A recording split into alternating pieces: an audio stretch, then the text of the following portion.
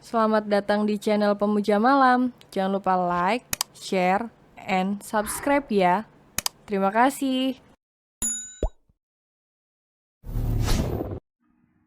Chapter 9. Mengorbankan kebahagiaan. Joe menghirup aroma jas yang dipakainya. Cemburu emang buta ya cantik, tanya Joe tersenyum lebar nyaris tertawa. Buta apa? Tanya Liora dengan sensi melihat Joe malah senyum-senyum. Ini parfum kamu loh cantik, ucap Joe mengelus kepala Aliora dengan pelan. Iya, ucap Aliora dengan lucu setelah menghirup aroma jas yang Joe pakai sambil malu-malu karena salah sangka. Cie, cemburuan, goda Joe pada gadis kecil itu sambil tersenyum miring. Gak mau bicara sama om lagi, ketus Aliora kembali bersandar di tempat nyamannya. Lalu sejenak memejamkan mata dan beberapa menit, diam gadis kecil itu sudah tertidur. Joe melepas jasnya lalu menyelimuti Aliora yang sudah tidur dalam pelukannya itu. Kau membuatku tak pernah bisa berpaling Aliora, ucap Joe sambil merapikan rambut Aliora yang menutupi wajah. Gadis kecil itu punya ciri khasnya yang tak pernah bisa Joe temukan pada wanita lain sampai sekarang.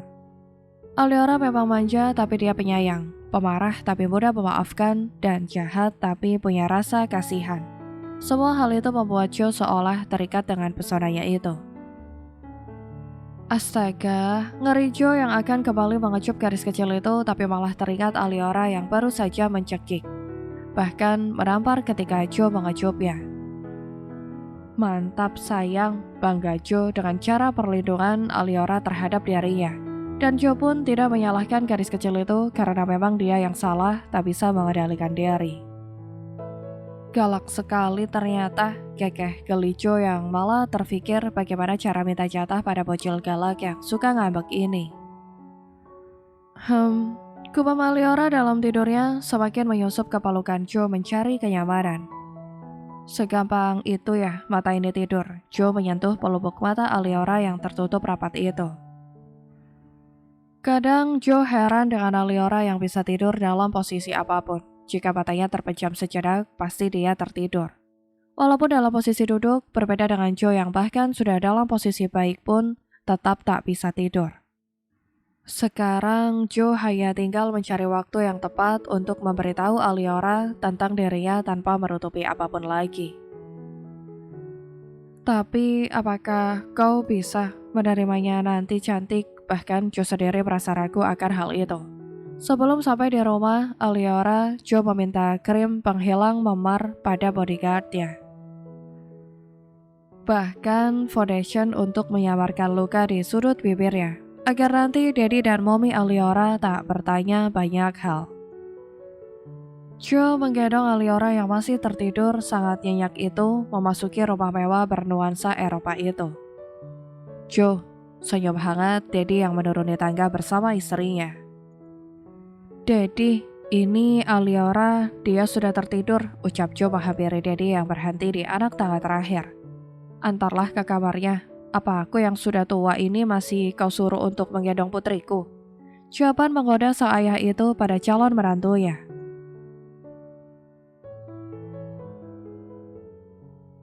Karena biasanya kalau Aliora tertidur Joe hanya menggendongnya sampai ke dalam rumah. Jika ada Daddy di rumah maka Daddy lah yang akan mengantarkan Aliora ke kamarnya.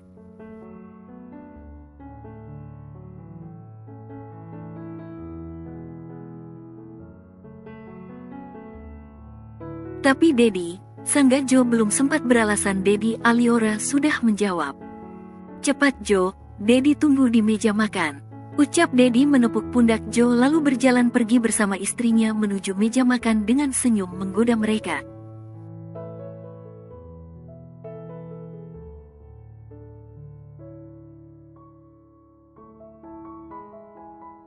Akhirnya Joe menaiki tangga sambil menggendong Aliora dengan segala pikiran aneh yang bercampur aduk di kepalanya.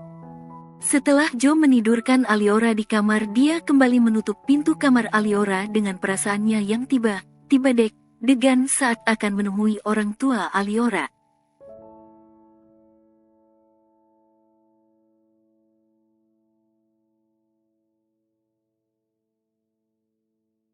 Eits, gila makin tampan aja kamu Jo. Puji Momi yang tengah mengaduk kopi suaminya, saat Jo datang menghampiri mereka.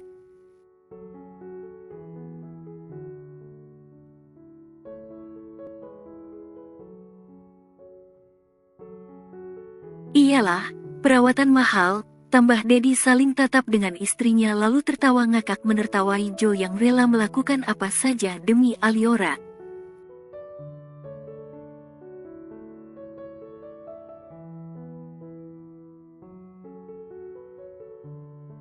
Ya, kalau nggak ganteng, mana mau Aliora sama aku Mom, jawab Jo memelas yang sangat realistis. Jika dia tampil sesuai umurnya atau tidak memperbaiki penampilannya, jangankan suka yang ada Aliora malah ilfil melihatnya nanti.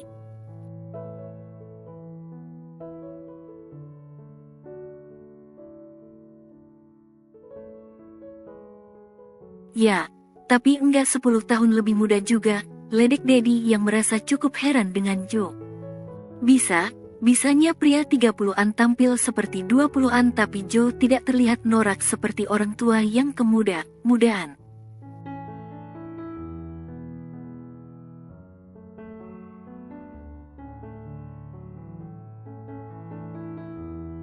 Jo benar bisa mencocokkan antara style dan wajahnya yang cukup awet untuk pria seumurannya. Bahkan dia bisa mengimbangi Aliora yang gadis remaja sebagai pasangan walaupun dengan versi yang sedikit lebih dewasa.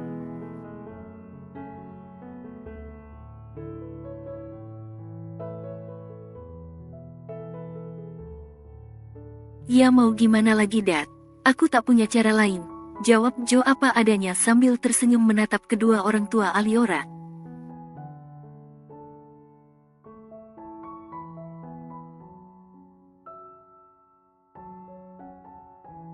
Ya, tapi walaupun begitu tidak boleh juga Jo, mengorbankan kebahagiaan dirimu sendiri hanya karena ingin dicintai Aliora.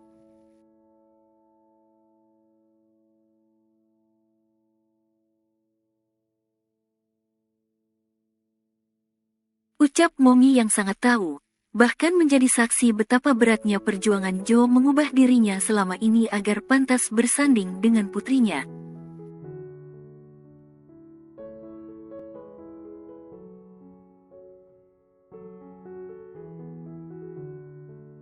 Aku tidak merasa keberatan dengan semua itu Mom, jika hanya kebahagiaan yang dijadikan tolak ukurnya, maka Aliora adalah kebahagiaanku, jawab Jo dengan mata sayu yang terlihat penuh keraguan.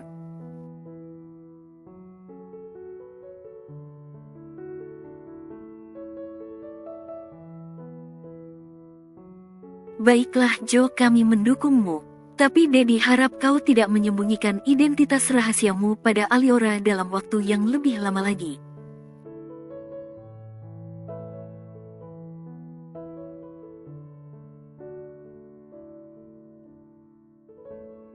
Karena Aliora itu kalau sudah salah paham, Dedi yang ayahnya sendiri pun tak punya cara untuk meluruskan kembali pikiran gadis manja itu.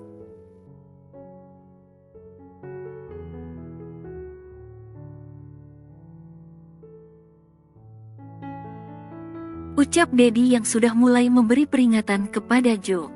Aku hanya sedang mencari waktu yang pas dan juga momen yang tepat, agar Aliora bisa paham dan mengerti sepenuhnya apa yang aku sampaikan serta alasan di baliknya.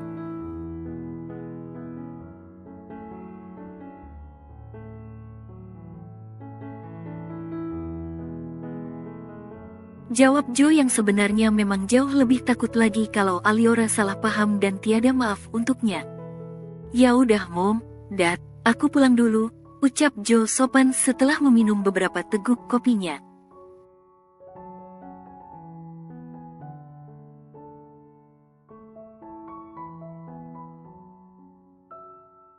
Makan Jo, tawar Momi. Terima kasih Mom, lain kali saja aku sedang buru pulang, ayah dan ibuku sudah menunggu di rumah, jawab Jo sopan bersalam pada kedua orang tua Aliora.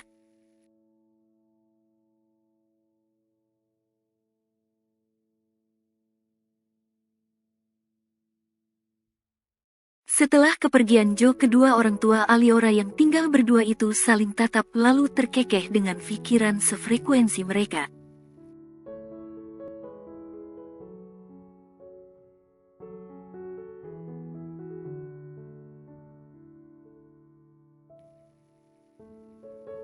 Di kamarnya, Joe masuk ke kamar mandi sambil melepas kancing bajunya satu persatu lalu melepas kemejanya dan berdiri di depan cermin wastafel.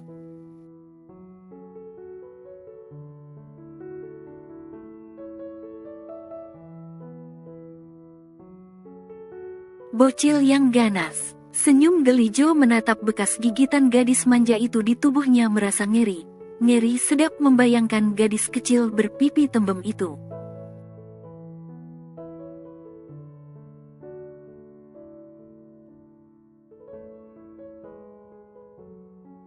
Setelah melepas pakaiannya, Joe masuk ke dalam bathtub berendam sejenak untuk menyegarkan kembali tubuhnya yang terasa cukup lelah.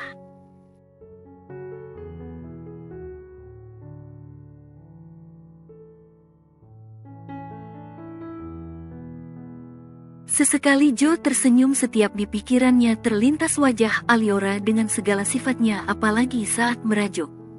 Sudah seminggu sejak kejadian itu Joe merasa Aliora semakin berubah terhadapnya.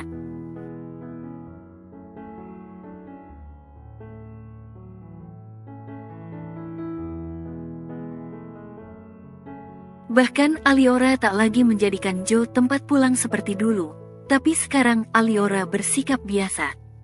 Bahkan tak mau dekat dengan Joe seperti dulu yang begitu lengket, sehingga membuat Joe bertanya salahnya apa.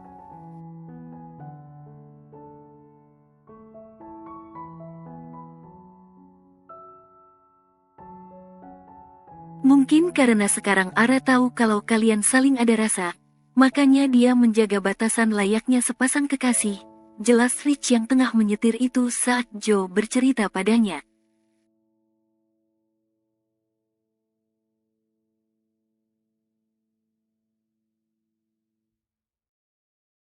Ya kan seharusnya justru saat Ara tahu aku mencintainya, bukankah saat itu dia bisa menyalurkan perasaannya terhadapku?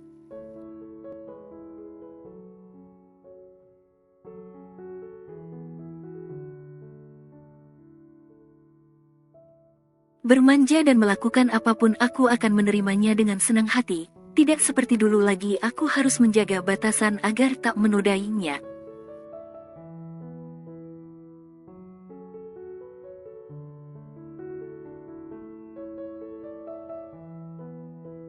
Jawab Joe lebih transparan lagi mengatakan apa yang difikirkan nalurinya.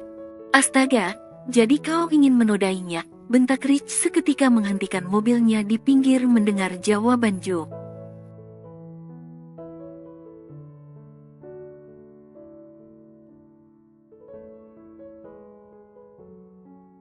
Ya bukan gitu, maksudku kan kalau kita saling mencintai, itu kan hal lumrah kayak pelukan atau ciuman. Jelas Joe berdasarkan pengalaman dan apa yang dia lihat secara realistis.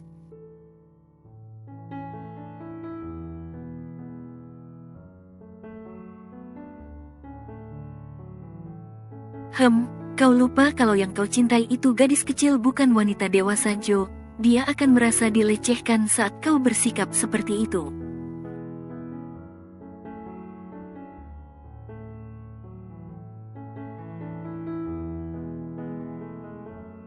Jangankan mencium kau mengecupnya saja mungkin dia sudah akan menamparkanmu, jelas Rich yang tak habis pikir dengan pemikiran Joe.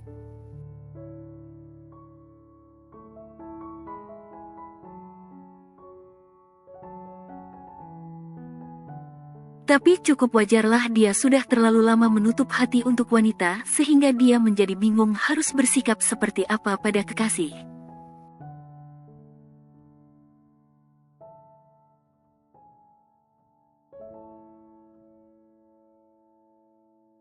Udah ditampar kemarin, jawab Joe dengan jujur menyentuh pipinya yang membuat Rich tertawa spontan.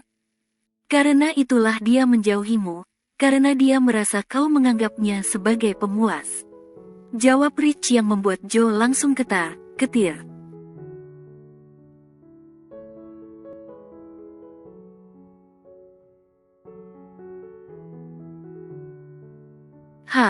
Aku harus minta maaf padanya. Jangan sampai dia malah membenciku.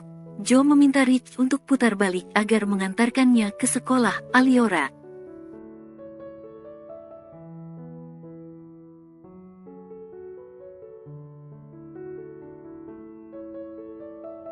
Tapi ini baru jam 11 Joe, dia pulang masih lama, kata Rich mengelus pelipisnya. Nggak apa-apa, aku akan menunggunya, jawab Joe juga meminta Rich berhenti di toko khusus hadiah.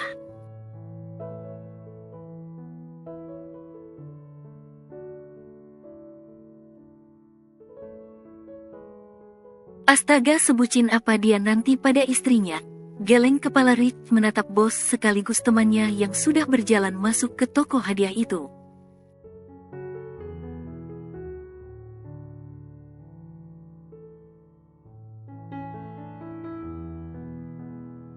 Bahkan orang sibuk sepertinya mau membuang waktu berjam-jam hanya demi menunggu Aliora pulang. Apalagi ya yang bagus, ucap Joe yang sibuk memilih hadiah dan di tangannya baru ada sebuket bunga.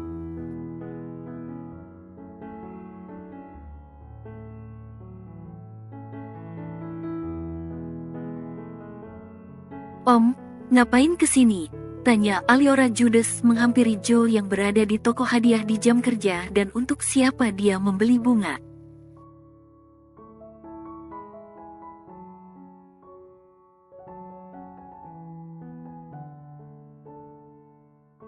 Dan Aliora pun tahu itu pasti bukan untuknya. Karena selama ini Joe kalau memberikan Aliora hadiah itu selalu boneka dan coklat. Tapi Aliora melihat Joe malah membeli bunga dan sedang memilih high heels.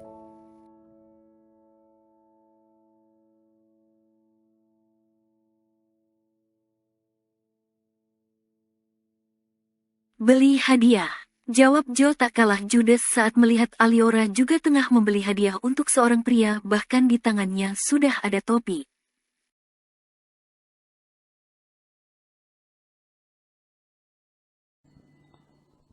Bersambung.